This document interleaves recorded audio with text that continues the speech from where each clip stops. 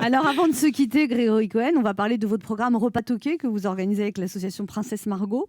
C'est pour améliorer donc les enfants et les adolescents atteints de cancer dans les hôpitaux. Et donc vous avez fait un programme où vous faites des recettes. Comment ça se passe alors en fait pour 1,50 € pour des enfants hospitalisés? Racontez-nous. Dans un hôpital, il faut savoir que le plateau repas, dans le plateau repas, il y a le plat principal. Le plat principal coûte 1,50 €, ce qui est assez dingue. Et dans ce 1,50 €, les 3 quarts du temps, le plat principal n'est pas touché. Il n'est pas touché à peu près à 80% par les patients. Par les patients, parce qu'ils trouvent ça profondément moche, déjà visuellement, et puis pas forcément bon. Donc il est jeté. Et fort de ce constat, moi je me suis dit que ça pouvait être sympa de rentrer en cuisine. Donc je suis rentré dans les cuisines de l'hôpital Saint-Louis, accueilli par l'hôpital Saint-Louis, donc avec la volonté de l'hôpital Saint-Louis de faire mieux. Et en fait, je les ai formés pour, dans la même contrainte d'1,50 €, faire des super bons repas. Ce qui fait que, par exemple, à Noël, ils vont faire un canard laqué avec une purée de patates douces.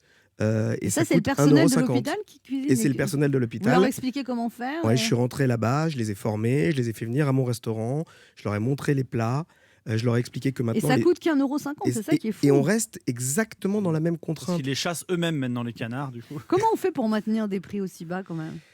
Alors, ils ont un volume énorme en termes de nombre de repas qu'ils réalisent. Donc, ils ont les prix forcément beaucoup plus bas que nous, des prix de grossistes. Mais alors, c'est une opération pendant juste une semaine ou comment ça se passe? Non, on a commencé sur le service AJA, donc le service des jeunes adultes atteints du cancer. Et c'était très compliqué parce qu'ils ont plein d'intolérances alimentaires, plein de vraies interdictions. Donc, on a créé des repas pour eux. On s'est rendu compte que c'était génial parce que là, c'était complètement l'effet inverse. Ils mangeaient. Plus de 80% mangeaient les repas. La deuxième chose, les services de cuisine, enfin les cuisiniers, ont été super valorisés parce que pour une fois, ce qu'ils faisaient était mangé et apprécié. Et ils ont appris des choses. Et donc, du coup, là maintenant, à partir de janvier, on a élargi le programme Repas Toqué pour l'ensemble de l'hôpital Saint-Louis.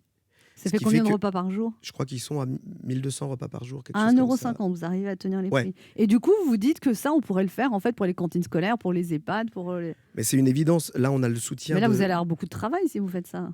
Oui, mais alors, pour le coup, là, vraiment, ça, c'est une vraie volonté. Je trouve que c'est inacceptable aujourd'hui. Vraiment inacceptable aujourd'hui. Quand on est sur des populations qui sont vulnérables, comme les malades, quand on est sur des populations qui doivent justement créer du stock et grandir, comme les enfants, ou alors d'autres populations vulnérables à un autre niveau, comme nos seniors dans les EHPAD, je trouve que c'est lamentable de leur donner à manger quelque chose de dégueulasse qui de toute façon sera jeté. Il y a un gaspillage alimentaire qui est colossal, c'est ridicule. Et deux, on peut faire mieux.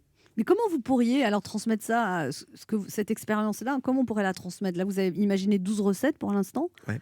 Mais 12 recettes, déjà, ça ne fait pas un mois, donc il faudrait... Alors, 12 recettes, c'est aujourd'hui 2 fois par semaine. Dès qu'ils réussissent à passer le cap des 2 fois par semaine, puisque c'est quand même une organisation, il faut prendre en compte toutes les contraintes des uns et des autres. Dès qu'on essaie d'imposer quelque chose et faire un changement radical, ça marche pas. Le personnel, du coup, de l'hôpital goûte aussi vos plats? Le personnel de l'hôpital goûte aussi nos plats. Ils doivent être contents aussi. Ils sont aussi. à la cantine. Ouais, c'est canon, vraiment. Mais ça paraît génial comme expérience. On dit qu'on pourrait l'étendre à toute la France. Bah là, j'ai été contacté il n'y a pas longtemps par le Conseil régional d'Île-de-France.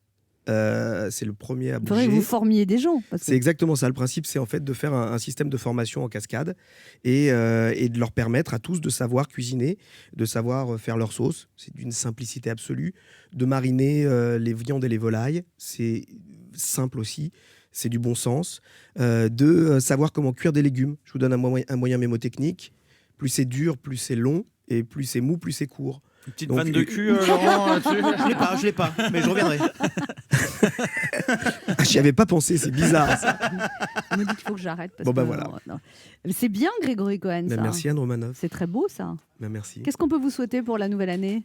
Qu'on développe encore plus le repas toqué partout en France. Merci d'être passé nous voir, Grégory Cohen. Merci à vous. Merci.